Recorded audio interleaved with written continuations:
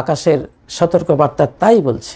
আমেরিকার মাওয়াই দ্বীপ দেখুন, একটা জান্নাত, তাদের একটা বেহেশতের মতো তাদের অঞ্চল, পুড়ে ছাই ভস্ম হয়ে গেল। আর দাবানল যখন শুরু হয় সারা পৃথিবীতে শুরু হয়। এখন জাতিসংঘের পক্ষ থেকেও আমরা ক্লাইমেট চেঞ্জের বক্তৃতা তো শুনছি। এই চেঞ্জটা এমনি হয় না। পৃথিবী 2024 সালের ব্যাপারে সতর্কীকরণ এখনই আসতেছে যে একটা ভয়াবহ অগ্নিদগ্ধকারী একটা বর্ষ ফিরে আসতেছে। সোলার উইন্ড, সৌর ঝড় এগিয়ে আসতেছে। ভূমিকম্প সিরিজ তো আছেই, এদিকে দুর্ভিক্ষ এটা তো আছেই।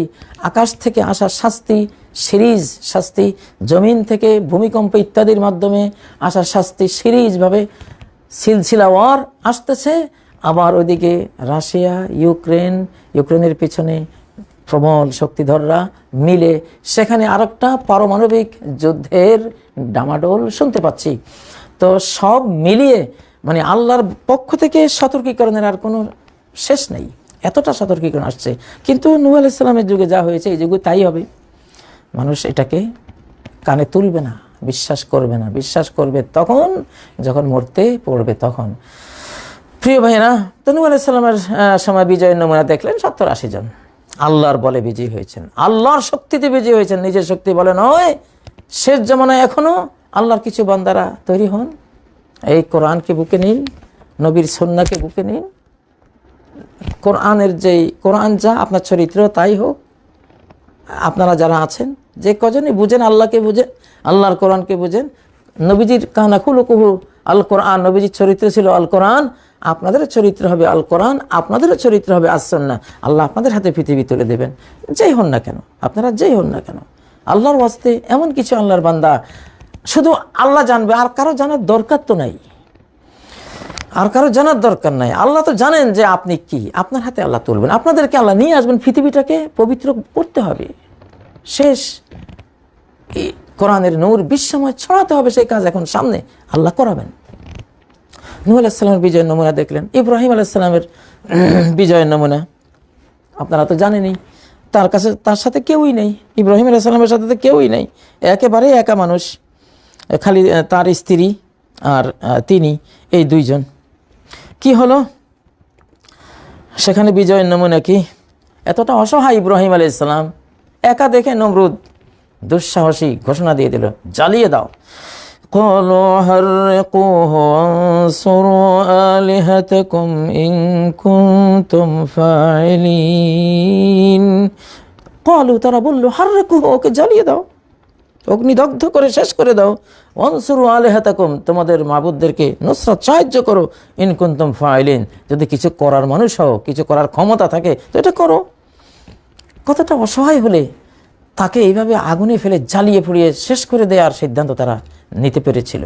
কিছুই নেই, ও কি করবে, তো একা একটা মানুষ, কতটা অসহায়।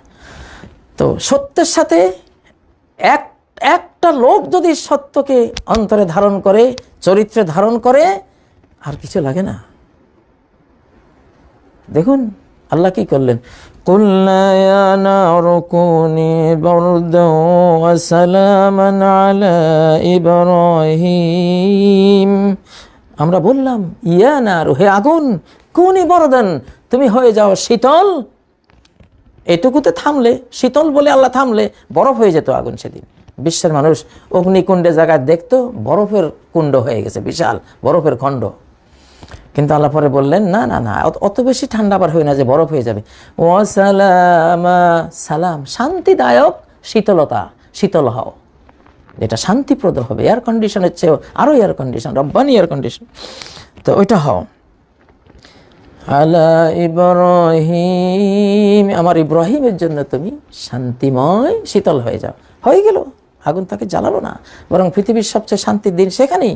সেদিনকার সেই মুসলিম, সেদিনকার সে আল্লাহওয়ালা, সেদিনকার সে আল্লাহর পথের প্রচারক, ধর্ম প্রচারক ইব্রাহিম একা নমরুদের বিশাল বিশ্ব বাহিনীর উপরে, তার অগ্নি দেবতা যেটা সে পূজা করতো, সেই অগ্নি দেবতার উপরে, সবার উপরে একা বিজয় হয়ে গেছেন। আল্লাহ তার সাথে, যেহেতু আল্লাহ তো জয় দেন, বিজয় দেন। সূরা সাফের মধ্যে শেষ জামানার বিজয় তো এইভাবে আল্লাহ বলেছেন, লিইয়ুযহিরাহু আলাদ-দীনি কুল্লিহি ওয়ালাউ কারিহাল মুশরিকুন। আল্লাহ তাআলা চান, সিদ্ধান্ত নিয়ে ফেলেছেন যে তিনি লিইয়ুযহিরাহু আলাদ-দীনি কুল্লিহি, সমস্ত দিন ধর্মের উপরে তিনি ইসলামকে বিজয়ী করবেন। তিনি, মানুষ না, আল্লাহ বিজয়ী করবেন। লিইয়ুযহিরাহু আলাদ-দীনি কুল্লিহি, সমস্ত দিন ধর্মের উপরে আল্লাহ এই ইসলামকে বিজয়ী করবেন, তিনি সিদ্ধান্ত নিয়ে ফেলেছেন। ওয়ালাউ কারিহাল মুশরিকুন, মুশরিকরা যারা শিরিক করে তারা যতই এটাকে ঘৃণা করুক, তারা তো চাইবে না যে আল্লাহর এই নূর মানব জাতিকে জাহান্নাম থেকে মুক্তকারী, জান্নাতের পথে ধাবিতকারী এই মহাসাফল্যের এই কিতাব, এই আলো, এই জ্যোতির্ময় কোরআন বিজয়ী হোক, এটা কোনো শিরিককারী চাইতেই পারে না, তারা চাইবে না। তো কিন্তু তারা চাইলে কি না চাইলে কি, আল্লাহ একাই তিনি পারেন বিজয়ী করতে, সাহায্য করতে, একাই তাই করবেন। এমন শেষ জমানায় আমরা যে মাহদী আলাইহিস সালাম গল্প করি, শুরুতে তো মাত্র 313 জন, কিছুই নেই। নবীজি নিজেই বিস্ময় করেছেন, আল আজাব, আল আজাব, সহিহ মুসলিমের হাদিস। আমার আশ্চর্য হয় যে কিভাবে কি হলো। ইন্না নাসান মিন উম্মতি ইয়াউমুনাল বাইত লিরাজুলিন মিন কুরাইশ, বিশাল একটি আমার উম্মতের বাহিনী, একজন ব্যক্তি যে মক্কার বাইতুল্লাহ আশ্রয় নেবে তাকে মারার জন্য ওরা আসবে। হাত্তা ইযা কানু বিবাইদা মিনাল আরদি খুসিফা বিহিম, যখন একটা মরুপ্রান্তরে আসবে তাদের সবাইকে মাটির নিচে তলিয়ে দেওয়া হবে। একটা লোকের কি ক্ষমতা, সে মক্কায় বসে তার দিকে ধেয়ে আসা 70-80 হাজারের বিশাল সর্বাধুনিক সমরাস্ত্রে সজ্জিত বাহিনীকে মাটির নিচে নিয়ে গেল। কি দিয়ে? আল্লাহকে দিয়ে, আল্লাহকে দিয়েই নিয়ে গেল। হয়তো একটু হাত তুলেছে, আল্লাহ আমাকে মারতে এসছে, তুমি অ্যাকশনে যাও, তুমি ব্যবস্থা করো, আল্লাহ নিয়েছেন।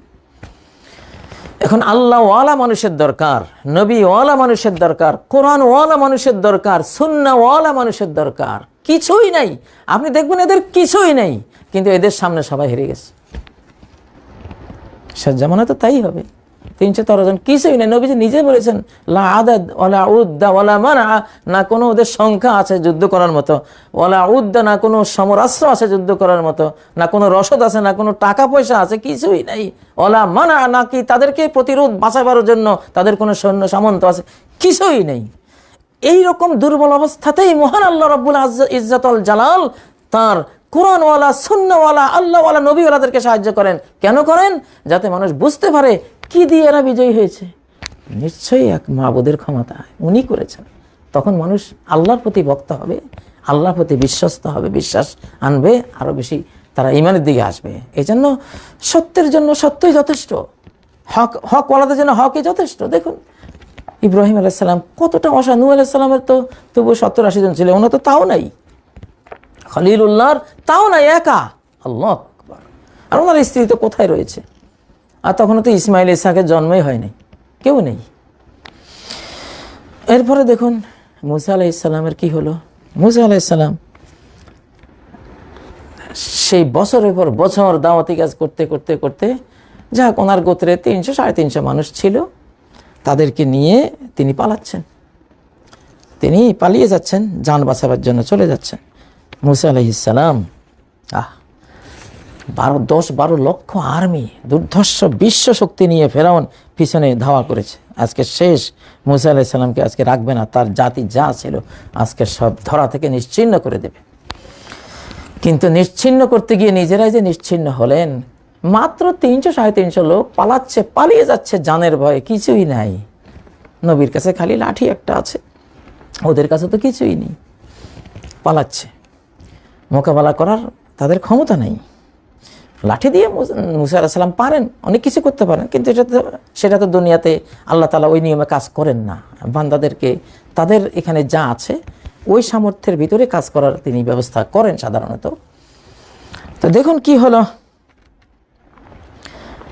এটা তো জানেনি।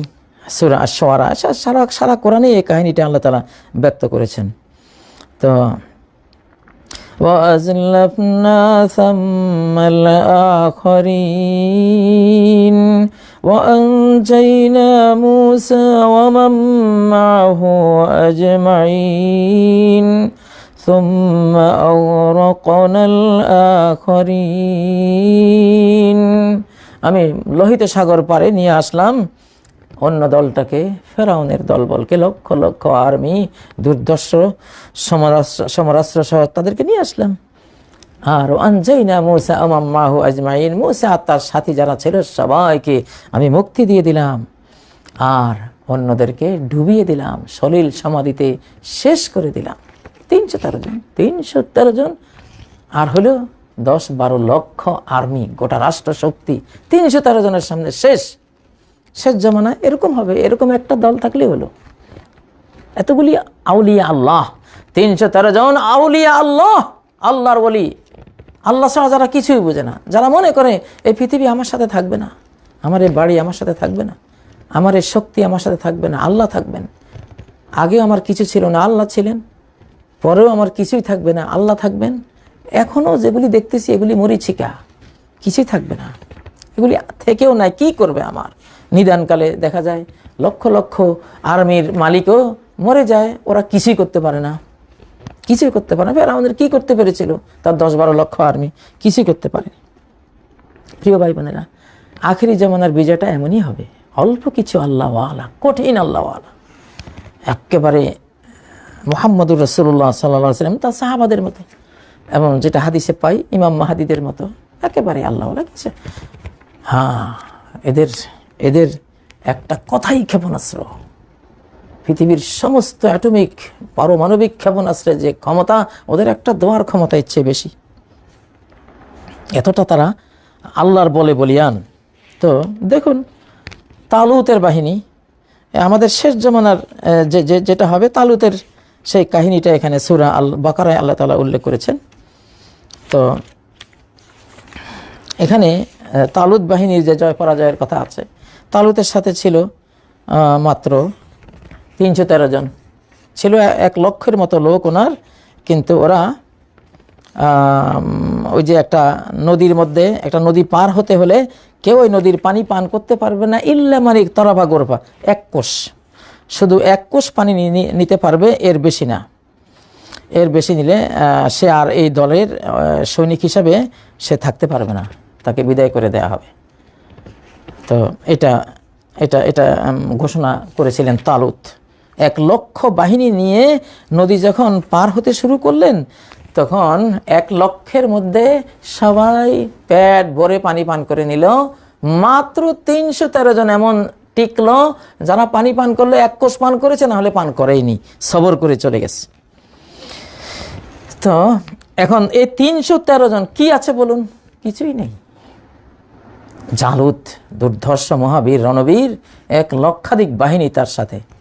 এই 313 জন যখন যুদ্ধে গেল, দেখা গেল 313 জনের হাতে লক্ষাধিক বাহিনী নিয়ে জালুত পরাজিত হয়ে গেল। তাহলে এই 313 জন কি ধরনের লোক? এরা এক একজনই 1 কোটির সমান, আধ্যাত্মিক, ইমানিক, আমলিক, চারিত্রিক পাওয়ারের মানুষ। আল্লাহু আকবার, প্রকৃত শক্তি তো এখানেই। কাম মিন ফিআতিন কলিলাতিন গালাবাত ফিআতান কাসীরা, কত ক্ষুদ্র দল, মুষ্টিমেয় দল বিজয়ী হয়েছে বিশাল দলের উপরে, কি দিয়ে? বিইজনিল্লাহ, আল্লাহর অনুমোদন ক্রমে, তার নির্দেশে, তার ফরমান মতো, তার আদেশে ছোট্ট দল বিজয়ী হয়ে গেছে। সব কিছু উপরে, নিচে কিছুই নাই, নিচে কিছুই নাই। নবী সাল্লাল্লাহু আলাইহি ওয়াসাল্লাম বদর যুদ্ধে 313 জন, কি আছে সেটা আরেকটা নমুনা, আমাদের নবীজির নমুনা, কিছুই নাই। 2-3টা ঘোড়া, উঁটে বা কয়টা আছে, অস্ত্র তো নাই বললেই চলে। দুর্দান্ত 1000 আবু জাহেলের বাহিনীর উপরে তারা বিজয়ী হয়ে গেলেন। এক মুষ্টি বালি হাতে নিয়ে শাহাতিল উজু বলে কাফেরদেরকে ছুড়লেন, কাফেরদের চোখে 1 মুষ্টি ওই বালি প্রত্যেকটা কাফেরের চোখে গিয়ে আল্লাহ তাআলা লাগিয়ে দিলেন। আল্লাহ বলতেছেন, ওয়ামা রামাইতা ইয রামাইতা ওয়ালাকিন্নাল্লাহা রামা, ওই বালি তো বাহ্যিক তুমি মেরেছো মুহাম্মদ, তুমি মেরেছো, কিন্তু ওই চোখে চোখে 1000 সৈনিকের চোখে মারলো কে? তুমি তো যেটা মেরেছো একজনের চোখে পড়তো, তা যত দূর থেকে মেরেছো অত দূরে তো বালি যাওয়ারও কোনো প্রশ্ন আসে না। তুমি মারলে 3-4 ফুট হয়তো সামনে যাবে, কিন্তু এটা কিলোমিটার অতিক্রম করে কিভাবে 1000 কাফেরের চোখে সমান তালে পড়লো। কিভাবে এই কাজটা, এই নিক্ষেপণটা কে করেছিল? ওয়ালাকিন্নাল্লাহা রামা, আল্লাহ নিক্ষেপ করেছেন তোমার হয়ে। তুমি যেহেতু আল্লাহর, আল্লাহ তোমার। এই জন্য 313 জন, 70-80 জন বা একাই এমন লোক যারা আল্লাহর হয়ে গেছে, আল্লাহ তাদের হয়ে গেছে। কুনতু সামাউল্লাযী ইয়াসমাউ বিহি, নফল পড়তে পড়তে আমি যখন তাকে, আমার বান্দাকে ভালোবেসে ফেলি, আমি তার কান হয়ে যাই যে কান দিয়ে শুনে। ও বাসারাহুল্লাযী ইউবসিরু বিহি, তার চক্ষু হয়ে যাই যে চক্ষু দিয়ে সে দেখে। ও রিজলাহুল্লাতী ইয়ামশি বিহা, তার পা হয়ে যাই আমি যে পা দিয়ে সে হাঁটে। ও ইয়াদাহুল্লাতী ইয়াবতিশু বিহা, আমি তার হাত হয়ে যাই যে হাত দিয়ে সে ধরে। ওয়ালা ইন সাআলানি লাউতিয়ান্না, আমি কসম করে বলছি ও আমার কাছে যদি কিছু চায়, যা চায় আমি দেব তাকে সাথে সাথে। ওয়ালা ইন ইস্তাআযানি লাউইযান্না, ও যদি আমার কাছে বাঁচতে চায় তাকে আমি বাঁচিয়ে দেব। আল্লাহু আকবার। সহিহ বুখারীর বিশুদ্ধ সনদে বর্ণিত বিখ্যাত এই হাদিসটি দেখুন। তো এই জাতীয় লোক যাদের ব্যাপারে আল্লাহ বলছেন ওই আমি তার কান হয়ে যাই, মানে কি, আমি যা শুনতে ভালোবাসি তার কান সেটাই শুনতে ভালোবাসি। আমি কোরআন শুনতে ভালোবাসি, ও কোরআন শুনতে ভালোবাসে। এটার অর্থ, এটা হলো আমি তার কান হয়ে যাই। ও বাদ্য বাজনা গান ঘৃণা করে যেমন আমি ঘৃণা করি, ও ঘৃণা করে আমিও ঘৃণা করি। বাসারাহুল্লাযী ইউবসিরু বিহি, আমি তার চক্ষু হয়ে যাই যে চক্ষু দিয়ে সে দেখে, মানে কি, যেটা দেখলে আমার মনে কষ্ট লাগবে সেটা কখনো সে দেখে না। যেটা দেখলে আমি খুশি হব সেটাই সে দেখবে। আমি তার পা হয়ে যাই, মানে কি, তার পা সেদিকেই যাবে যেদিকে গেলে আমি খুশি হব। ও সিনেমা হলের দিকে ওই পা দিয়ে যাবে না, কারণ সে জানে এখানে গেলে আমি অসন্তুষ্ট হব। সে তার ওই পা দিয়ে মসজিদে যাবে, কারণ সে জানে ওই দিকে গেলে আমি খুশি হব। ওই পা দিয়ে যুদ্ধের ময়দানে যাবে, কারণ সে জানে এখানে গেলে আমি খুশি হব। এটাই অর্থ। আমি তার হাত হয়ে যাই যে হাত দিয়ে সে ধরে, যেটা ধরলে এই হাত দিয়ে যা করা আমি পছন্দ করি তা সে পছন্দ করে। এই ধরনের লোক যারা হয়ে যেতে পারবে এই যুগে, যে কয়েকটা নমুনা আপনাদের সামনে দিলাম, এরাই ইনশাআল্লাহ, যেহেতু শেষ জামানা, এখানে শক্তির ভারসাম্যটা একেবারে নাই।